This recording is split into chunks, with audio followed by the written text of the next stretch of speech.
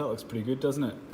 This is the finished carburetor, which I think in the last video was still in parts. I ended up soda blasting it, which gave it a nicer finish. The main part of the carburetor there.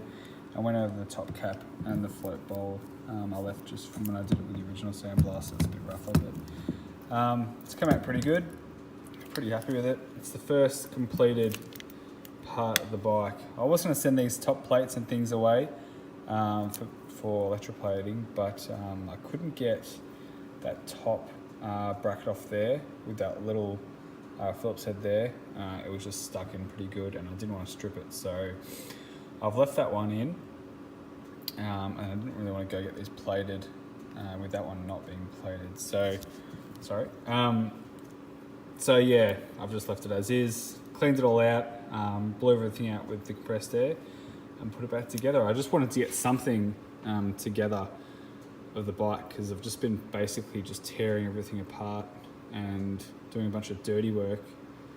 And it's been, I don't know, just feel like I've just been doing nothing, just doing all the crap stuff. So I just want to get something done that I can look at, just to motivate me to keep going, sort of thing. Because dealing with all the strip bolts and screws and rust and seized bits is sort of just a bit frustrating, a bit of a downer. So it's good to get some stuff done to look forward to. I've also got the brake calipers over here. That one's the front, this one's the rear. That one's stuck in, which in hindsight, what I should have done is I should have taken the calipers off, left them plumbed up with the brake master cylinder, and taken the pads out and stuff and pumped them to get the piston out to easy to extract it.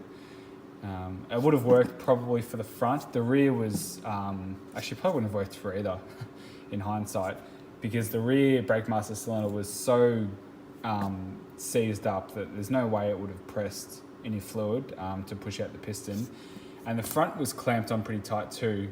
Even though it does pump the master cylinder, it was clamping onto the bike. So as it stands at the moment, both of these calipers have the piston stuck in, so I'll get to that later on. I've been warring with this rear brake master cylinder. So now you can see through it. This thing was stuffed, absolutely rooted. I couldn't get the end push rod off, so that goes on that side there, which is an absolute bastard. I eventually got it undone, and then the piston inside of it was seized in there as well. So I've had really bad luck with this bike so far. Everything just seems to be seized up.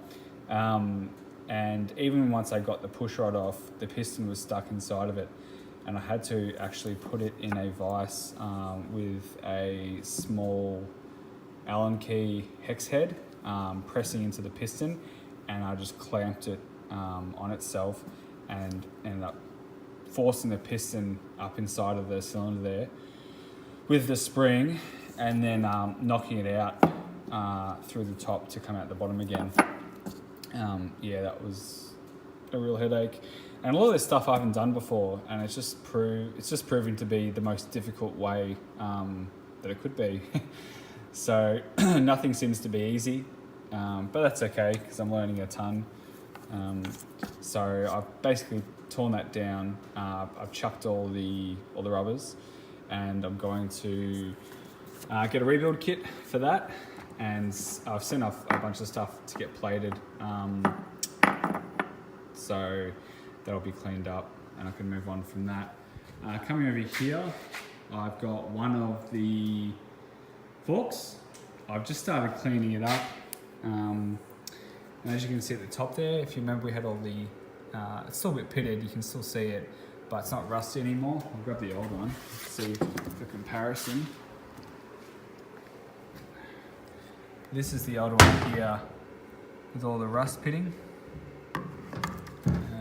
So compare the two of those, and already this one's looking a lot better. I've only hit it pretty quick, but you can see already it's starting to look a lot cleaner than the one next to it. So that's an ongoing process.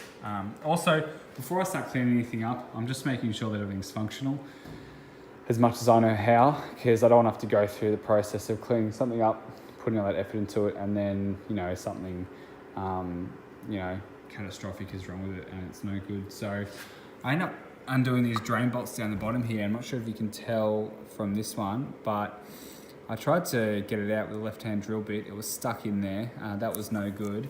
So what I ended up doing is this is after a few days of actually sitting it upright and pouring WD-40 onto it, trying to get some penetrating fluid in there. I ended up, after the drill bit failed, I ended up heating it up with a torch. And I'm not sure if you can tell from here, I cut a slot into it. So I heated it up and then I just got a flat bladed screwdriver on that, and that came out all right. The other one wasn't as big of an issue, so that one just came out with the impact screwdriver, which I don't know if that thing works so well. A lot of the times I've used it, it's actually just done more harm than good. It's just ended up stripping them out even more. I mean, by the time you get into an impact screwdriver, you're sort of going down the list of less extreme to more extreme means of getting the fixing out. So I don't know, inevitably after the impact screwdriver, it's, you know, drilling and cutting and getting the torch out at about the same time. So yeah, I don't know about the impact screwdriver. I'm not sure if I'd recommend that to anyone. It's just probably a bit of a pain in the neck. So yeah, all the parts are still sitting over here. This bucket full of bits to go to the platers is getting pretty heavy, so that's good. I think I'm actually done with this now. As far as what needs to go to the platers, that's almost done, just with the wheels over here. The other thing that's going to go to the platers is just the spokes. I don't know if that's a good idea or not, but I want to try and salvage them if I can, because that will save me about $200 in spokes if I can get them good again. But I can't get those tyres off. They're proving to be a pain in the ass, so I'm just going to take them to a local shop, get them to pop the tyres off, and then I'll strip the hub down and the wheel, basically just remove all the sprockets, and then all the spokes, and then I can send them off to get plated, and then we'll see if they're any good after that. The frame is still sitting there. That's been cleaned up as much as I can, just with degreaser and stuff, so that can go to the powder coaters when I have time. But yeah, so progress is being made. To give you guys an idea of how I'm cleaning up the lower forks, I've got laid out in front of me different grits of sandpaper, starting from 120, going down to the 240, 360, 600, and 1200. Basically starting, with the heavier grits, knocking it down and just working my way up the chain.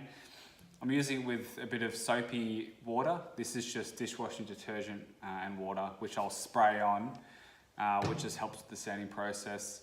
I'm gonna wet sand it. And then I've also got just some gloves to protect the hands. And I've also got a nylon brush. Where did I put that? It looks like here it is. So I've just got a brass brush to knock some of the hard to reach areas down. You just want to make sure when you're selecting your brushes to clean stuff off, you can get nylon ones like this. They're okay, they're a bit soft for what we need here, but with the brass ones they're good because they actually won't damage the alloy too much, won't leave any big gouges in it. If you go a steel brush, you're probably going to leave lots of scratch marks, which will be hard to get out. So brass is good because brass is softer than alloy. I've also got some Scotch-Brite pads here, green, blue and red. Green being the most abrasive, red being the least, and blue somewhere in the middle. These are good if you're knocking off dirt, grease, grime. These are pretty clean already because I've already been over them, but you can use them as well.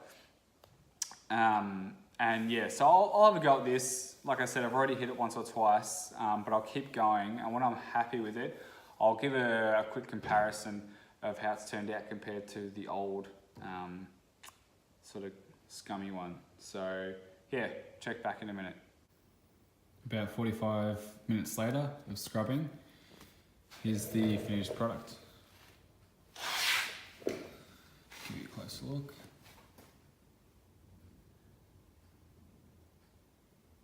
Pretty happy with that. While I was scrubbing it and picking up on all the little imperfections, I was thinking to myself, does it look any better? Not really too sure. And then I looked at the other one and yeah, it's better. Look at that. Huge difference. I did have to remind myself though during my pursuit for perfection that this is a dirt bike and it's gonna get scratched and it's gonna go through the mud and whatnot, so can't be too precious about it, expect it to be perfect, but I'd say this is a significant improvement. There's only one step further. I'm gonna go with this one, and that's a metal polish. So we'll see how that comes up. Remember how I said it's a dirt bike and I shouldn't go crazy? Yeah, well, oops. Look at this. Hit it with the polish. It's come up awesome. Just a reminder of what the old one looked like. Yep. And I didn't mean to get such a good finish, but I was honestly about 10 minutes with the polish and it's come up like that. Pretty spectacular. The only area I haven't done is up here, but that doesn't matter because the boot, the gator, will go over that. So, alrighty, now the other one. Never mind the pile of cocaine, I've got something much more exciting.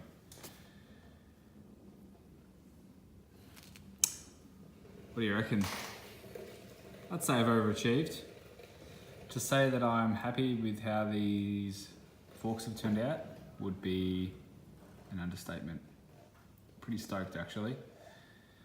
I ended up doing the metal polish as well. Again, probably only 10 minutes per leg. That's come up awesome. There's still nicks on it. You can still see scratches. It's a used bike. It's an old used bike. And at the end of the day, it's a dirt bike. So I'm not gonna get too anal about it. They look way better than what they did. They're functional. The seals are good. There's a bit of corrosion at the top of one of them. I'm not sure if you can see it. I think that one.